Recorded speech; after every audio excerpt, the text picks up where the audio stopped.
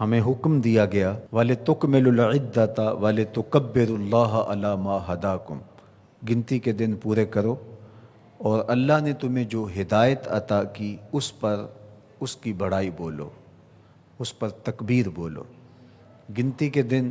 29 ہیں یا 30، ثواب 30 کا ہی عطا کیا جاتا ہے۔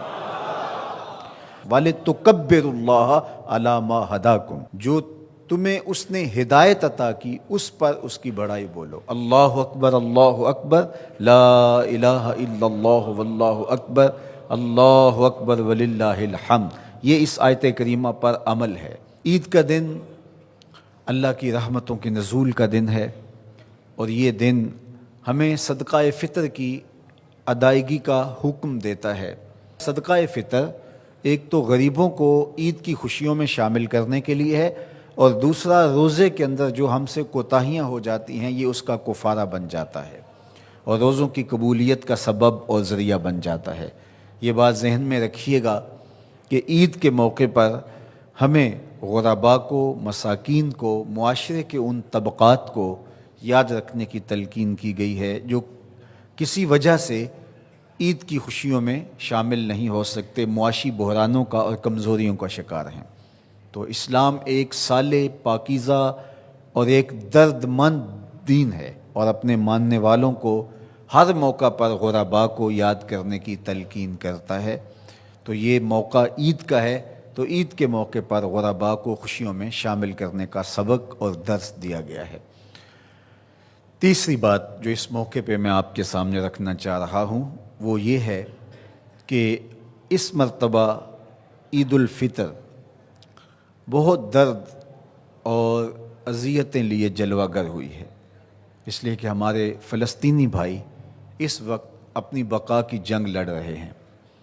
اور جس اذیت سے، جس کرب سے وہ گزر رہے ہیں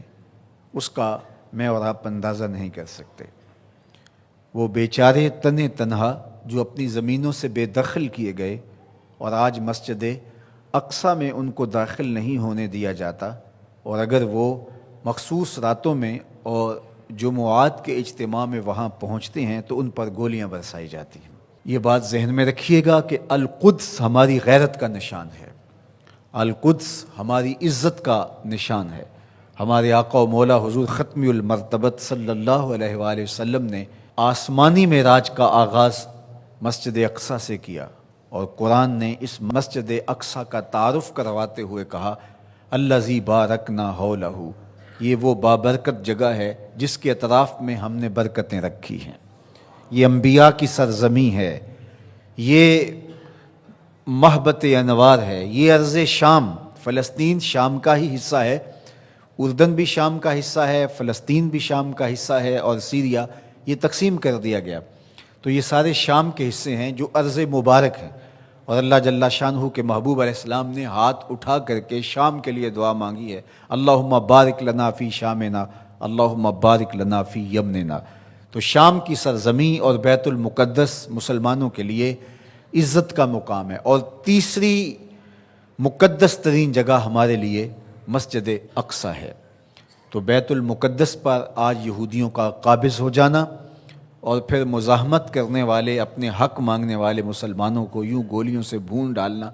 اور یوں اذیتوں میں مبتلا کرنا، اور پھر کوئی توانا آواز ان کے لیے بلند نہ ہونا،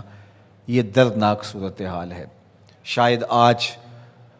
انہوں نے فیصلہ کر لیا ہے کہ جیسے بھی ہو ہم اپنا حق لے کے رہیں گے۔ آج وہاں عید کے دن فلسطینی اپنے بچوں کو لے کر کے، دودھ پیتے بچوں کو بھی گود میں اٹھا کے مسجد اقصیٰ کی طرف مارچ کریں گے کہ یا مسجد اقصیٰ ملے گی یا پھر اپنی زندگی سے ہاتھ دھو بیٹھیں گے۔ تو یہ فیصلہ کن مارچ ہونے جا رہا ہے۔ پورے عالم اسلام میں اضطراب ہے، ہم بے بس اور مجبور لوگ کیا کر سکتے ہیں ان کے لیے، لیکن دعا مومن کا اسلحہ ہے۔ جب ہم کچھ اور نہیں کر پاتے تو دعا ہمارے پاس موجود ہے۔ تو آج اس اجتماع عید کے موقع پر اپنے فلسطینی بھائیوں کے لیے پورے خلوص کے ساتھ دعا کیجیے گا، اللہ انہیں کامیابیاں نصیب فرمانا، اور غاصب یہودیوں کو غارت کر دینا، صہیونیوں کو برباد کر دینا، امت مسلمہ کو عروج اور بانکپن نصیب فرمانا، اللہ ان کو آبرو دینا، مسجد اقصیٰ کی آزادی نصیب کرنا، اور ہمیں وہ بہاریں، وہ عزتیں، وہ وقار نصیب کرنا کہ ہم وہ دن اپنی آنکھوں سے دیکھ سکیں کہ مسجد اقصیٰ آزاد ہوئی ہے۔